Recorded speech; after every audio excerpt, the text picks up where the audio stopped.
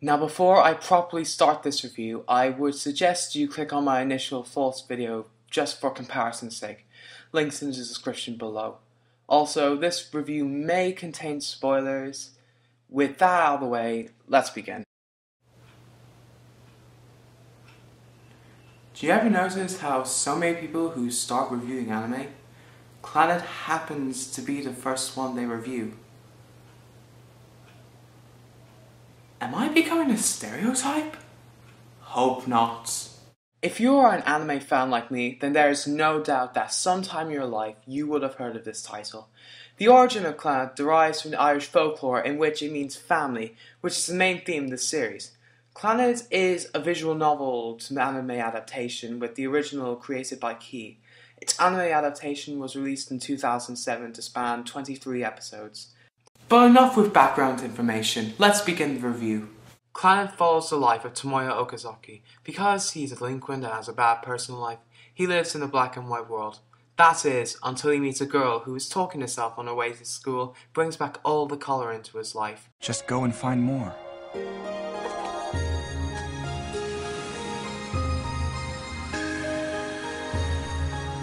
Take cover! The girl is then later revealed to be Nagisa Furukawa, who is repeating her senior year because of an illness, so she didn't take that many classes during school time. It is explained to us that her dream is to revive the school's drama club, so Tomoya helps to make her dream come true. Is it over? Anyone I can't see in the dark? Following the main story arc, we are introduced to the other main heroines. As we get to know about these girls, we read more about their problems and their backstories. So, Tomoya goes through each of the girls' arcs one by one and tries to help them out to overcome this certain obstacle. So, this follows the basic harem structure plot, as in boy meets girls and he has to decide which one he chooses, or something along those lines. If you didn't guess what the overall choice was, then you're one of three things. 1. You are simple-minded. 2. You weren't paying attention. Or 3. You are obviously obnoxious! So with this added in, it's a very weak and unoriginal narrative. However, it never goes into your typical harem anime. By the way, this is not primarily a harem, and the show is mostly character-driven, so I can let them off. For now. Because the main theme of Clannad is in the importance of family, there's actually a hell of a lot of characters. But we'll just go over the main ones. Tomoya Okazaki is a senior in high school, but he's a delinquent and has a habit of skipping class and not putting the work into school. Also, he's a bit apathetic until Nagisa comes into the picture and we see a whole new side of him. When he's with the others, he's portrayed as a nice guy. To me, I don't think a normal person would make a drastic transition to being rough to being nice, especially when the series is also partly harem. I don't think this is a good attempt at being a three-dimensional character. It just seems a bit unnatural, especially when there's some moments that show him angry. He comes across as a bit of a douchebag, but then again, he's only human. Nagisa Furukawa is the main heroine. She's the cute, quiet, friendly, caring, and the typical nice girl that happens to be in every slice of life anime. Though she can be a bit oversensitive at times, and I did mention her illness, so she doesn't fare well with that either. At the beginning, I kind of liked her, but as the series went on, I just found her to be a plain, run-of-the-mill nice girl. And that's it.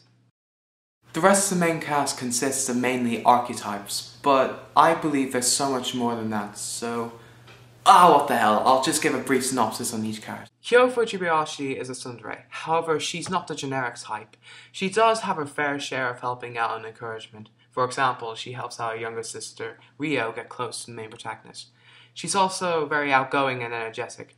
Although she is friendly, she can also be a bit irritated at times, and she can take action by throwing a dictionary at you. And how does this help you get through school? Anyway, I do like her character, but I felt like they didn't develop her character enough in this series. Kotomi is a smart and introvert girl, however she's also very shy, quiet, and doesn't seem to have a grasp on reality.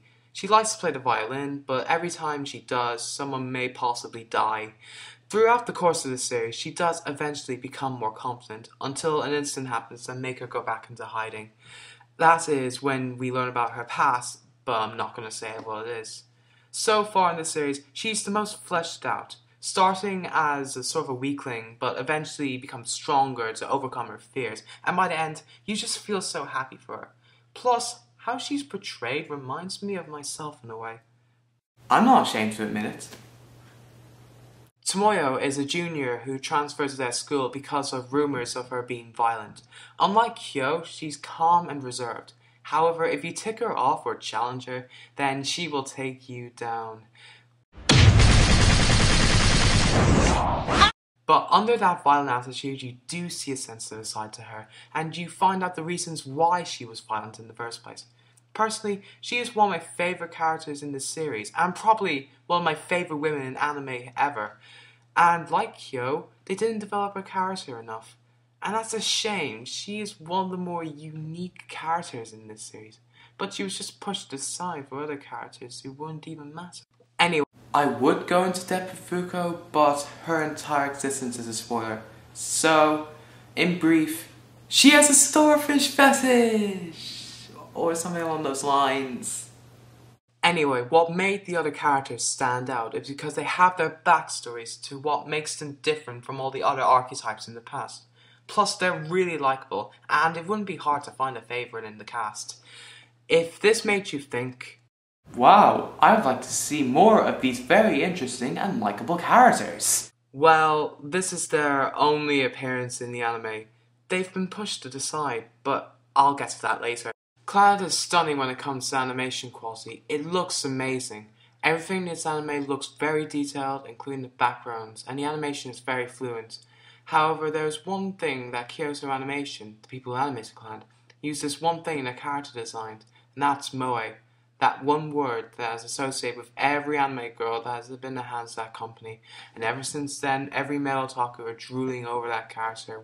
Okay, maybe that was a little too far, making every male otaku seems like an antisocial nobody who only fantasizes about girls who are hand-drawn on pieces of paper. 10 times over 100. Oh, sorry, I got a bit sick there.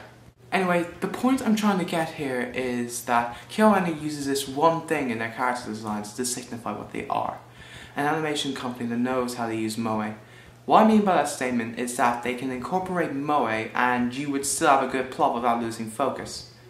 And for the most part, they've kept that intact. They also animated The Melancholy of Haru Suzumiya and Lucky Star. Coming from someone who hasn't seen any of those shows, but I will admit they do look spectacular. They also did canon air for this thing, so there's a bit of influence here. But that's just what I think. If you had a choice to watch a show in either English or Japanese, they're both as good as each other. But I recommend you watch the English version because the girls don't sound like obnoxious hamsters on helium. But I will admit that while I would rather watch the English dub, because that's just my preference, the voices for each character can be a little shaky at first, but you do get used to them after a while. The incidental music for this series is really good, but at the same time it can be really forgettable. The soundtrack consists of sort of electronica music that represents everyday school life and the comedy scenes, but then it goes into this classical setting for a much deeper and emotional scene. There are a few standouts, but the rest is just subpar, but it sets the mood for each scene at just the right time.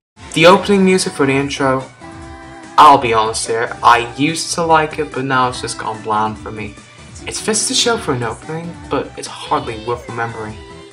The ending, however, is the exact opposite.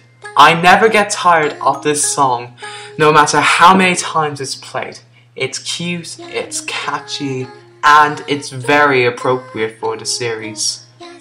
While I did enjoy watching Clannad, there were several things in the anime that just annoyed me and that affected my overall opinion. First off, some of the humor is repetitive. Remember what I said in my initial thoughts video? I was just stupid when I said that the execution of the voice acting redeemed the joke, and yes, while the voice actors do give it their all, the joke still falls flat. Don't know what I'm talking about? It's just this running gag that involves Yohei, Tomoyo's best friend, getting beat up by Tomoyo, and that's it.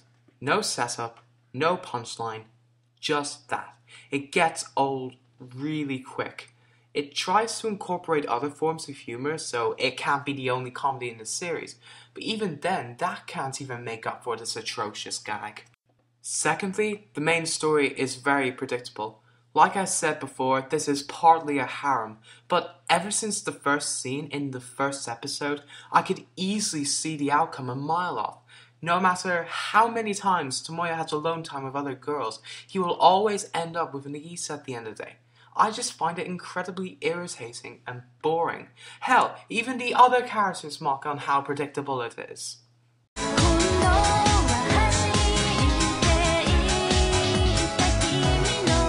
Well, it's not like we didn't know. However, 2 of the 5 main girls do have OVAs, but I'll get to that in my after-story review.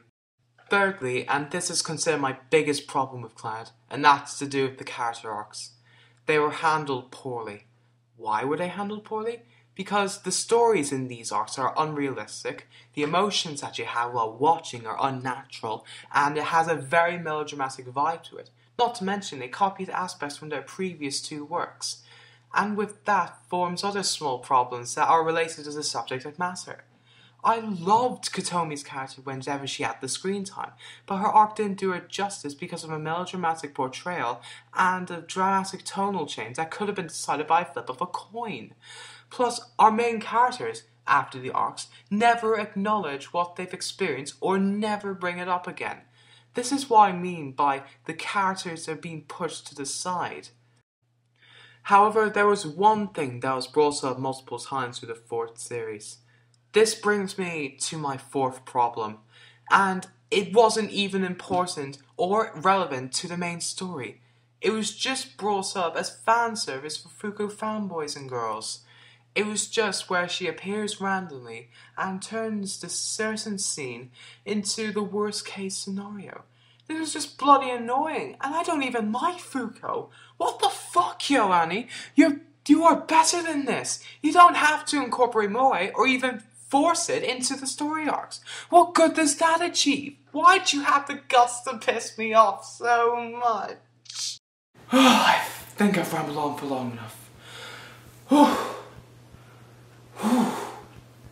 Just let me catch my breath.